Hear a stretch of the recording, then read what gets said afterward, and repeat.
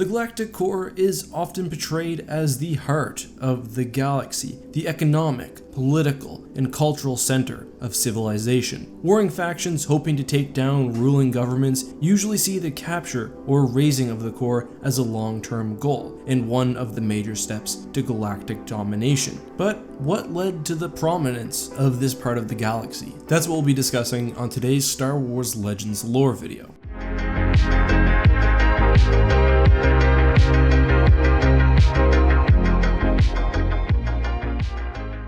The most obvious, but in my opinion ultimately wrong reason for the core's prominence is because of its position at the center of populated space. In other words, the core is so popular because it's the middle of everything and thus the shortest distance to any place in the galaxy. However, when you look at the actual distribution of populated worlds, you notice that the core isn't actually in a super convenient spot. And in reality, it's actually somewhat of a border territory to both the deep core and the unknown regions, two parts of space largely uninhabited. True, it is the closest to the most populated worlds, but as we'll discuss later, that actually came after the core rose to prominence. If we were to pick a planet that was the actual center of populated planets in the galaxy, it would probably be in the mid-rim or the expansion region. True, the core is very near to the center of the galactic spiral itself, but population is not and never has been distributed evenly across the physical galaxy. And even if it was, the major core worlds trend to the southeast, suggesting a major external factor.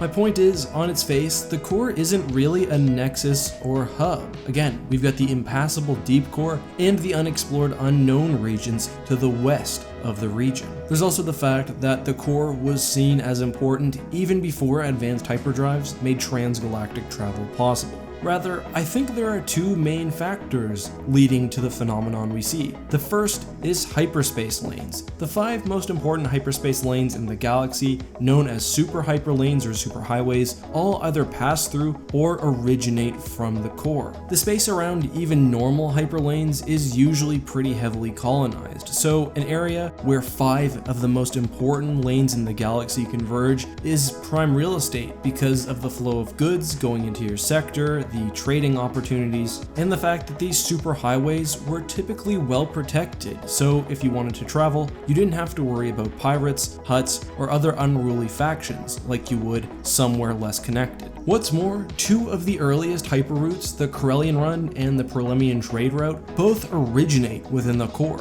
and actually at Coruscant itself. These 2 trade routes form a triangle without a bottom, known as the Slice. For the reasons I mentioned, planets within the Slice were typically very prosperous. This also made Coruscant specifically extraordinarily important, which is why it's given the coordinates of 000 in modern galactic navigational standards, despite the real center of the galaxy being within the deep core. The impact of hyperlanes is evident, and we can obviously see that they shape the core as a semicircular ring, with the prosperous worlds being the ones to the east of Coruscant within the major trade routes. One funny thing to mention is that those planets, the ones east of Coruscant, have a positive galactic coordinate number. The westward, core by name only planets are often disparaged as negs, referring to the negative number in their coordinate.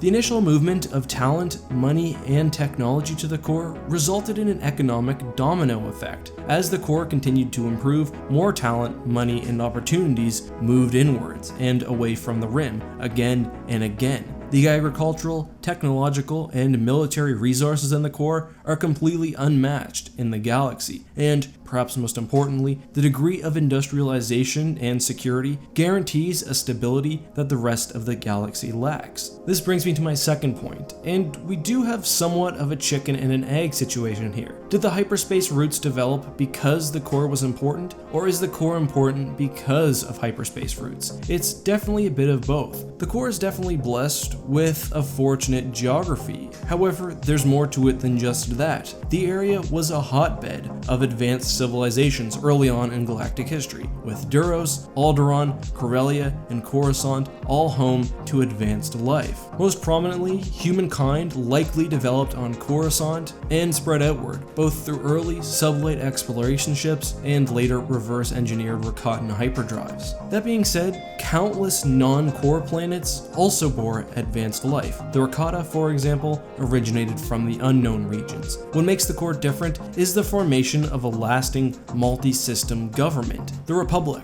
formed 25,000 years before the Battle of Yavin, with Duros, Alderaan, Corellia, Kuat, Humberine, and of course Coruscant. As the Republic spread outwards, the initial signatory core planets remained the center of government, something that would be maintained until the formation of the Empire and beyond. Interestingly, some of this may have been by design. The Celestials created, at the very least, the Corellian system, while also interfering with astrography on a galactic scale, including the creation of the hyperspace anomaly in the unknown regions. The Rakata also dominated the core during their rule and may have moved slaves between planets. Perhaps this core stacking, as I like to call it, unintentionally seeded a lot of intelligent life in one part of the galaxy. Regardless, to summarize, the main factors that led to the core's prominence include the presence of 5 hyperlanes, all which touch the area, and of course, the presence of many advanced species and civilizations. But that marks the end for today's video. Did you enjoy it? Is there a question from Star Wars Legends you'd like me to answer next? Let me know down in the comments section. Thank you to everyone who supports the channel, whether it's by subscribing and turning on the notification bell, visiting my Patreon, or just watching this video. I appreciate you more than you know. Until next time guys, this has been EckhartsLadder. May the Force be with you.